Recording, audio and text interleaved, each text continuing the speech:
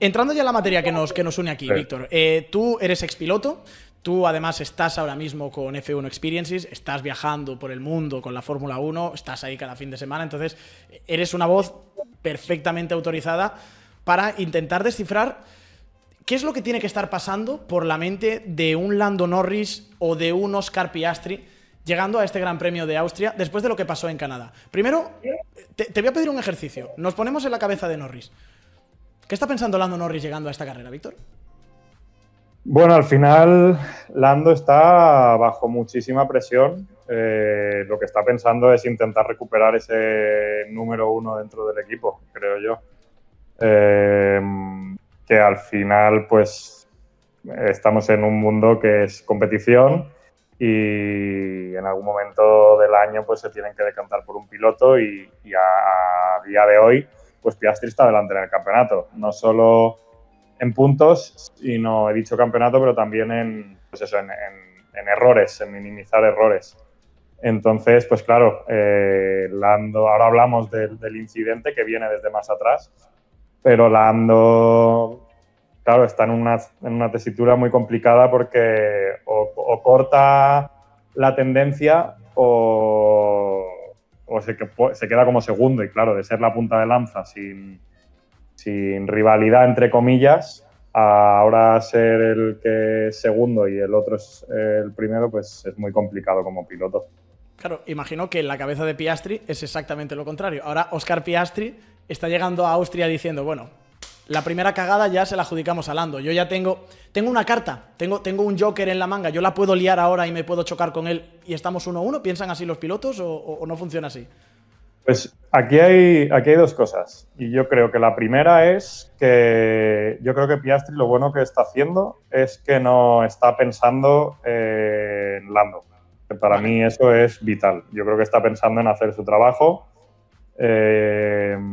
y en crecer. Al final él lleva muy poco, él está demostrando lo que tiene que demostrar en el tiempo que lo tiene que demostrar y eso le ayuda. El tiempo juega en favor de Piastri en este caso y de Lando lleva más años, se supone que él tiene que ser el campeón del mundo, Piastri venía como revolución pero no tanto. Y luego una cosa que hemos estado hablando tú y yo, que aquí quiero remarcar porque además creo lo considero muy importante, yo creo que una parte muy importante dentro de esto, de cómo lo está gestionando Piastri, es Mark Webber. Al final él tiene mucha experiencia, su mano derecha, que también hace de manager o de coach o de un poco de todo, y es el que yo creo que en estos casos el que sabe cómo calmarle. Y para mí esa figura, si quieres, hoy o en otro momento hablamos de todo, pero de la importancia de tener un buen entorno que al final, pues en casos como este, son los que te tienen que parar o que tranquilizar. Entonces, a ver, hay muchísima presión y es difícil gestionarla y Piastri pues lo está gestionando bastante bien. Pero tú que estás, por ejemplo, ahí en los circuitos y que estás dentro del paddock, Víctor, claro, la sensación no es ese alucine que tenemos desde fuera con Piastri de decir, pero ¿cómo este chico, cómo puede ser tan frío? ¿Cómo puede ser que no le pongan nada nervioso? ¿Cómo puede ser que estemos normalizando que está contra el líder o el supuesto líder del equipo, luchando de tú a tú cuando puede contra Verstappen? Y lo va a hacer, y va a meter su nombre en los libros de historia. Es que lo has definido perfecto, me parece brutal. Que se baje de una quali de hacer una pole, que tampoco lleva tantas, y se baja tranquilo y lo tiene todo. O sea, la gestión de emociones, está claro que hoy en día, con todo lo que hay alrededor nuestro, todos los inputs de mil formas tienen a su alrededor, es base. Y Piastri, tú lo has dicho, es frío. O sea, hablábamos de Kimi hace años que no tenía sangre, entre comillas, y lo de Piastri es brutal. O sea, me parece de chapó. O sea, es que es... No sé si decir inmejorable, pero es que lo clava y el tío no se pone nervioso aparentemente. Claro, a lo mejor por dentro es otra cosa. Pero esa frialdad es la que, si todo va como hasta ahora, este año la hará campeón del mundo y va a ser eso al final. Y tú como piloto, ¿tú eras frío o tú te ponías nervioso? No. Yo frío no, lo contrario. ¿Y Poco cómo, frío. y cómo puedes cambiarlo? ¿O no se puede cambiar? ¿O Sí. naces como naces y Norris no puede No. convertirse ya en un Piastri? Sí, al final se trabaja, claro que se trabaja, pues generando más paciencia, generando tranquilidad ante adversidades. Bueno, hay psicólogos, hay gente que se dedica a eso y luego cada uno pues también lo puede trabajar.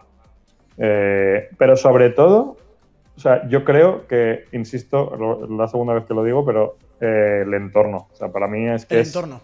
el ejemplo perfecto, claro, porque tú muchas veces no aguantas esa presión, o sea, tú solo no la aguantas y necesitas que la gente de al lado te la quite de alguna manera.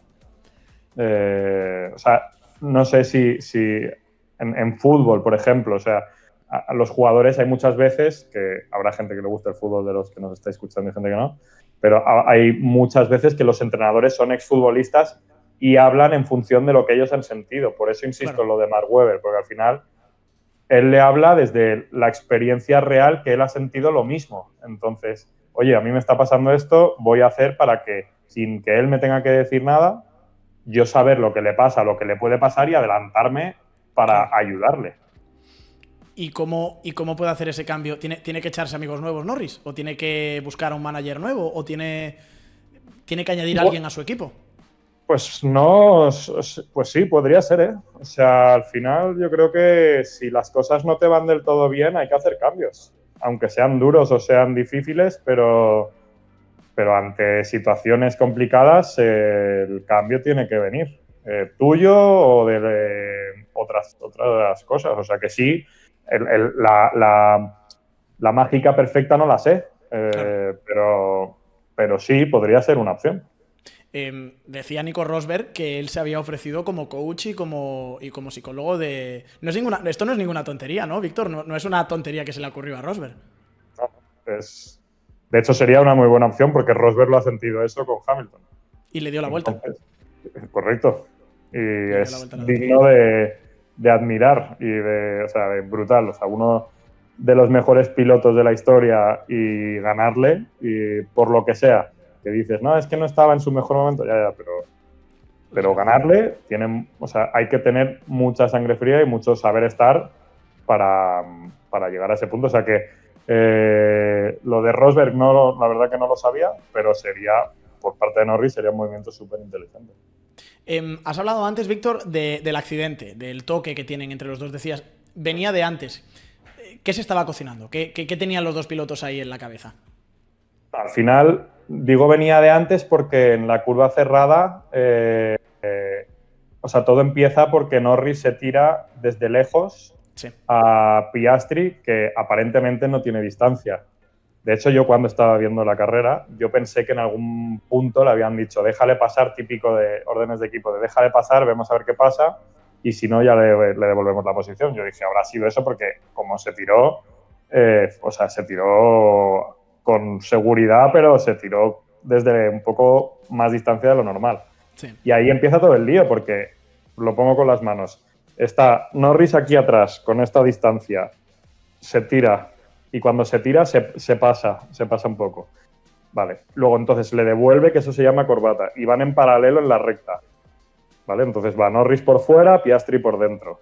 Que la siguiente curva es a derecha e izquierda, que es la chicane, la curva de los campeones. Total, que Piastri va por dentro y tiene todas las de ganar y encima corre un poco más porque creo que coge el DRS. Sí.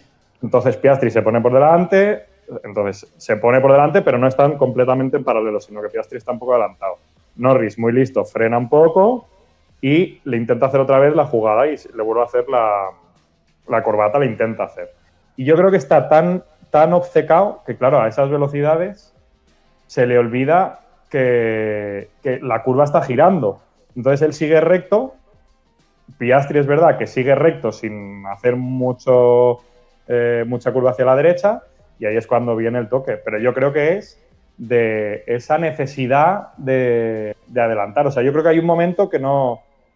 Bueno, que a esas velocidades, pues Norris, no sé si bloquearse o o eso, o no tiene la sangre fría para quedarse detrás y pasar en otro momento, porque en ese momento, en esa curva, no era el sitio para adelantar. O sea, hay que ponerse detrás por mucho que te fastidie y ya le pasarás en otro momento. Entonces yo es un creo que poco precipitación lo llamaría yo. la duda que nos queda, la duda que precipitación y decir, oye, ¿cómo puede ser que teniendo 15 metros de anchura a la derecha intenta meter el coche por el hueco que se está cerrando? ¿Cómo puede ser que todo el mundo lo viera desde fuera y él no lo viera dentro del coche? Muy buen punto, además, lo que has sacado, porque justo esa curva, a ver, normalmente siempre se dice que por fuera no se... O sea, la primera regla desde que empiezas en carreras, por fuera no se adelanta. Bueno, hay excepciones que es más fácil, como en este ejemplo, porque la curva es a izquierdas y después giras a derechas. Entonces, si te pasas y el otro no es muy listo y te echa para afuera, pues puede ser que puedas adelantar por fuera. Aquí, por dentro, o sea, no era el momento. Lo que pasa que eso, como venían batallando desde antes, pues era la única opción que tenía. Pero otra cosa que también es de hablar es que vas, si no me confundo, creo que vas cuarto y quinto, o sea, es por una cuarta posición. Y todo ese riesgo para una posición de cuarto y quinto para demostrar algo, o sea, eso es un poco lo que digo de que Piastri lo hace muy bien y sabe lo que tiene que... O sea, cuánto se la tiene que jugar el riesgo-beneficio, cuánto se la puede jugar para cuánto va a sacar. Entonces, bueno, eso, un poco precipitación, ansia, eso un poco... Entonces, antes hablabas de, siguiendo con el tema, de cómo lo van a afrontar en Austria, en Red Bull Ring. Pues yo, casualmente, Norris siempre que tiene una de estas se concentra y luego le va bien. O sea, que veremos a ver cómo lo hace, porque además en Red Bull Ring suele ir rápido. Entonces, veremos. Pero yo creo que, claro, estas cosas se hablan, se piensan y con una semana de intermedio, pues irá, yo creo, con ganas y más tranquilos, pero... Claro, ahora pensando dentro de la cabeza de Lando Norris, una situación ficticia de carrera, está en el Red Bull Ring siguiendo a Piastri, tiene la oportunidad de adelantar y ¿qué se le pasa ahora por la cabeza a Norris? ¿Qué estás pensando como piloto? No la cagues, que ya la cagaste en Canadá, y no me voy a tirar, no vaya a ser que vuelva a chocar, o te vuelves a tirar a tope. A ver, es que el tema es una muy buena pregunta, claro, porque el tema es que se está jugando lo que te acabo de decir, el puesto 1. Entonces sí, el miedo está, es como cuando tienes un toque o un accidente en una curva rápida porque lo has hecho más rápido de lo que podías y la siguiente pues vas con miedo. Pues estará ese miedo. O sea, no es miedo porque al final, bueno, es un equipo y tienen que pensar en el equipo, pero también un piloto pues en Fórmula 1 piensa en el equipo, pero también piensa en él como piloto. Entonces va a estar ahí depende de la situación de la carrera. Pues si es la primera vuelta a lo mejor es diferente, si luego... Yo creo que va a ir con un poco más de prudencia si ve que hay peligro, pero no creo que se achique. O sea, eso es un poco por donde yo creo que irá. Eso ya sería conceder la derrota absoluta. Si ahora la siguiente que ataca a Piastri ya encima chica, cuando ataque se choca y si no, no se atreve. Pero ojo que queda mucho campeonato. O sea, digo, ya. Porque si la vuelves a liar, son 2 seguidas, ahí ya sí que la lías más. O sea, haces un error, vale, y en la siguiente te quedas detrás y dices, joder, vaya flojo. Pero es que si te vuelves a dar, es peor el remedio que la enfermedad. Entonces, claro, y quedan muchísimas carreras. Queda Europa, pero queda fuera también. Entonces, claro, hay que ver. Eso es un poco lo que creo que hay que sentarse, o sea, se tiene que sentar y analizar y decir, oye, pues ahora tenemos que volver a coger el ritmo y hacer algún podium o intentar ganar alguna carrera, pero hay que empezar por acabar una carrera entre los 3 primeros y después ya veremos. Entonces yo creo que ese es un poco el camino a seguir. ¿Le falta madera de campeón a Norris? ¿O tiene madera de campeón? ¿O no existe tal cosa como la madera del campeón? ¿Tú que eres piloto, Víctor? Madera de campeón tiene porque hace poles. Y está en McLaren y ha sido piloto 1. Lo que pasa que yo creo que tiene que pulir los errores de precipitación.